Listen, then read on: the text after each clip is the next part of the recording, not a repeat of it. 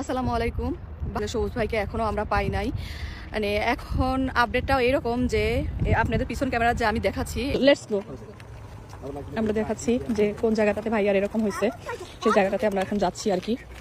তবে গুড খবর যে তারা আজকে হচ্ছে এমন একটা প্রযুক্তি ব্যবহার করে পুকুরে নামাবে, যেটা দিয়ে আসলে খুঁজবে, এই জায়গাটা খুঁজে দেখবে যে এইখানে হয়েছে কিনা। কারণ ওরা 4টা গেট আছে, এই জলরাশির 4টা গেটেই তারা করছে যে ওখানে কোনো কিছু তারা পায়নি। সো স্পটটাতে আর কি তারা দেখবে। হ্যাঁ হ্যাঁ, আয়ান তুমি এদিকে যাও না বাবা। আর এটা অনেক ঠান্ডা, সো ওরা একটা নতুন প্রযুক্তির মাধ্যম দিয়ে এখানে আসলে টোটা করবে। আপনারা সবাই দোয়া করবেন যেন ভাইয়াকে আমরা পাই, যেটাই হোক যাই হোক, আমরা যেন তাকে আমরা পাই, অন্তত পক্ষে তার মুখটা যেন আমরা দেখতে পারি।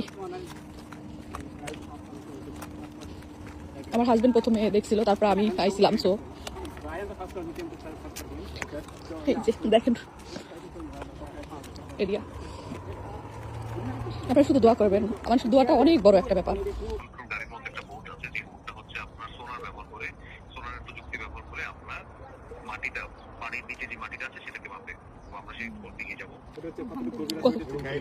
এতদিন করেনি কেন?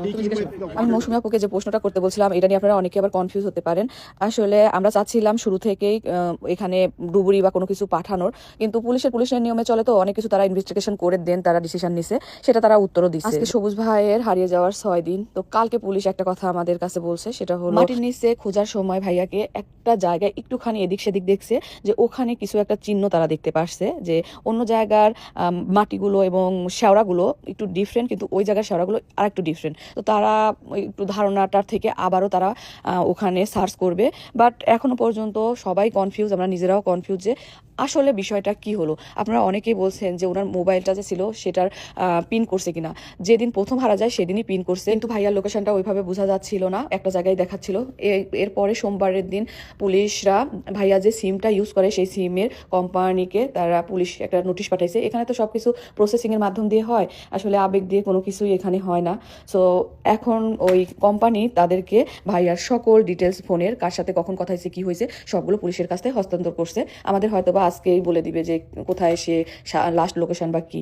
এখন বিস্তারিত হচ্ছে, আজকেও আমরা সবুজ ভাইকে মানে পাই নাই, কোনো কিছুই মানে আমরা এখন পর্যন্ত জানি না কি হবে, মানে ভাইয়াকে কেমনে করে আমরা পাবো, আমরা কোনো কিছুই জানি না। এখানের যারা আশেপাশে আমাদের পরিচিত, মানে এই জায়গার ট্রেসি যারা আছে, তারা বলছে এই ধরনের কেসে নাকি এখানের পানিটা যেহেতু অনেক বেশি ঠান্ডা, সো যদিও উনি পড়ে থাকে তাহলে 8 থেকে 15 দিনের মতো লাগবে লাশ ভেসে উঠতে। আমরা চাই না উনি লাশ হয়ে আমাদের কাছে আসুক, আমরা চাই যে উনি ফিরে আসুক, মানে আপুর বুকে ফিরে আসুক, সাফওয়ানের বুকে ফিরে আসুক, আপুর শাশুড়ির বুকে ফিরে আসুক। কারণ ভাইয়ারা 2 ভাই, এক ভাই পাগল প্রায় বগুড়াতে, আর এখানের তো অবস্থা আপনারা বুঝতেই পারতেছেন, এখানে তো মৌসুমী আপুর কেউই নাই স্বামী ছাড়া। সো মানে একটা পরিবারের একটা মানুষ হারালে কতটা যে যন্ত্রণাদায়ক, কষ্টদায়ক, আর এইরকম বাহিরের দেশে যাদের হারায় তারাই বুঝে ভাই বোনেরা। আমি চেষ্টা করবো আপনাদেরকে সঠিক তথ্যগুলো দেওয়ার, বাট দোয়া করবেন, কার দোয়া যে কখন কবুল হয় কেউ জানে না। মৌসুমী আপুর একটাই চাওয়া, তার স্বামীটাকে যেন ফিরে পায়, আর কোনো চাওয়া নাই। যে অবস্থায় থাকুক না কেন, তার স্বামীটাকে সে একবার হলো দেখতে চায়। সত্যি আমরা সবাই চাই যে ভাই আর কি হয়েছে সেটার বিস্তারিত আমরা যেন